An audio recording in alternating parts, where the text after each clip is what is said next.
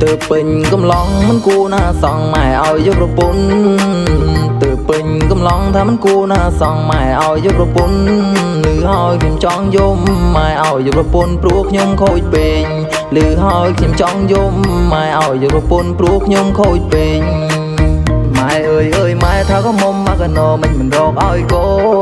នម៉ែអើយម៉ែថាក៏មុំមកកណោមិនរកឲ្យកូ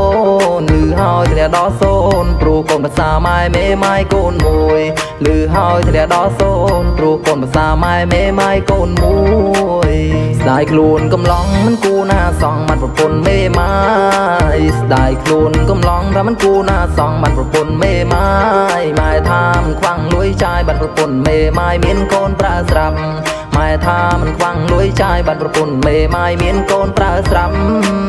ថាខ្ញុំកិនទៅមានអីត្រូវមួយយ៉ាងដែរថាខ្ញុំកិនទៅមានអីត្រូវមួយយ៉ាងដែរពេលឈឺជាមាននាងថែថាមិនបាច់ពឹងម៉ែដោយកាលពីមុនពេលឈឺជាមាននាងថែថាមិនបាច់ពឹងម៉ែដោយកាលពីមុនទៅពេញកំឡោះម៉ែយកប្រពន្ធឆ្នាំនេះខ្ញុំថាមិនដូចឆ្នាំមុនស្រណោះខ្លួនចង់យំម៉ែយកប្រពន្ធព្រោះខ្ញុំខូចពេកពីមុនម៉ែមួយឥឡូវពីរម៉ែក្មេងខ្ញុំខំធ្វើការធ្វើសឹងមិនបានដេយកចិត្តម៉ែក្មេងឲ្យស្រឡាញ់ដោយប្រពន្ធចង់ធ្វើអីទៅសួរគាត់មុនចង់ទៅក្រៅទៅមានប្រពន្ធសម័យនេះហើយមិនដូចសម័យមុននេះហើយម៉ែអើយចង់បានទ្រនំហាអូហាអូហាអូហាអូha oh ha oh ha oh ha oh ha oh ha oh ha oh ha oh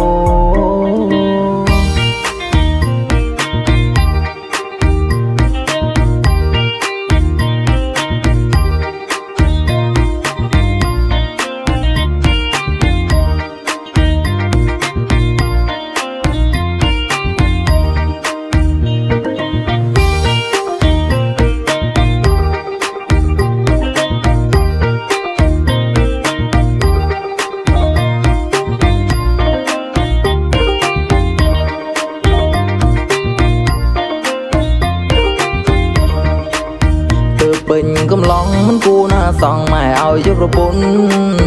ទៅពេញកំឡុងថាមិនគួរណាសងម៉ែឲ្យយកប្រពន្ធឮហើយខ្ញុំចង់យំម៉ែឲ្យយកប្រពន្ធព្រោះខ្ញុំខូចពេកឮហើយខ្ញុំចង់យំម៉ែឲ្យយកប្រពន្ធព្រោះខ្ញុំខូចពេកម៉ែអើយម៉ែថាក៏មុំមកកណោមិនរកឲ្យកូ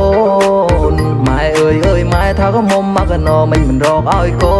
នឮហើយធ្លាក់ដល់សូនព្រោះកូនភាសាម៉ែមេម៉ែកូនមួយឮហើយធ្លាក់ដល់សូនព្រោះកូនភាសាម៉ែមេម៉ែកូនមួយ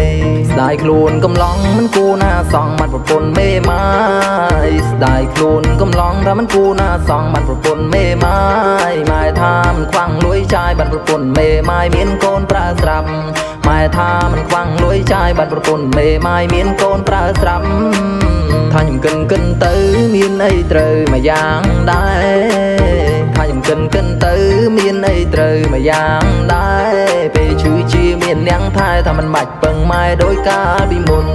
ពេលឈឺជាមាននាងថែថាមិនបាច់ពឹងម៉ែដោយកាលពីមុន